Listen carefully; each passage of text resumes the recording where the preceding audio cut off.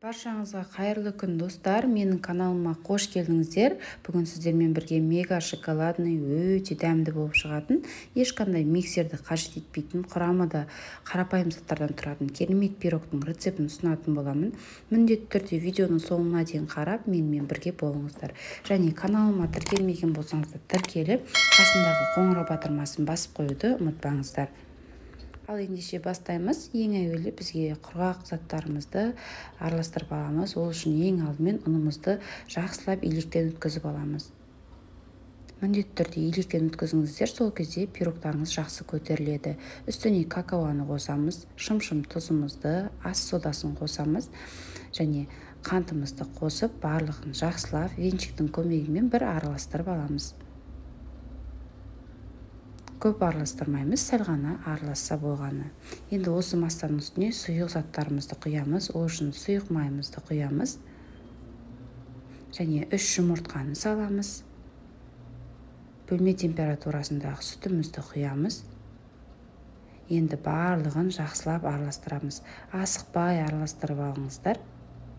Құрамындағы заттарын төмендегі описание бөліміне қалдырамын. Сол жақтан қарасаңыздар болады. Барлығын асықпай біркелкі қылып араластырамыз. Бізде сұйық масса болуы қажет, арасында ешқандай іртік қалмауы қажет. Сондықтан асықпай араластырып алыңыздар. Мінекей бізде осындай сұйықтық пайда болады. Енді осы массаның үстіне бір шай қасықтың көмегімен алма уксусын құйып жібереміз. Барлығын тағы да жақсылап араластырып аламыз. Міндетті түрде әбден араластырып алыңыздар. Бізде ешқандай іртік қалмауы қажет.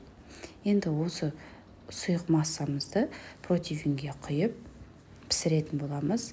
Пергаментный бумаганы төсеп аламыз, алдын ала барлығын құйып аламыз. Пешімізді осы уақытта алдын ала қыздырып қойыңыздар. Енді венчиктің көмегімен барлық жегіне тегістеп шығамыз.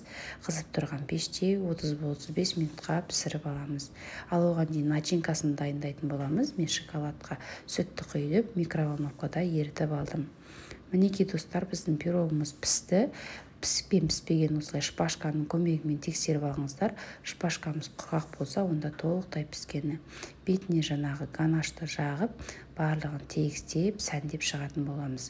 Қалауларыңыз бойынша бетіне осылай орех, кокосовый стружка қоссаңыздар болады. Мен осылай дәнектермен сәндедім. Мінекей достар, осымен біздің пирогымыз дайын, өте дәмді болып шығады. Ең маңыздысы какаоларыңыз сапалы болғаны дұрыс. Міндетті түрде дәл осы менің рецептімен жасап көріңіздер. Сіздерге ұнайды деген сенімдемін.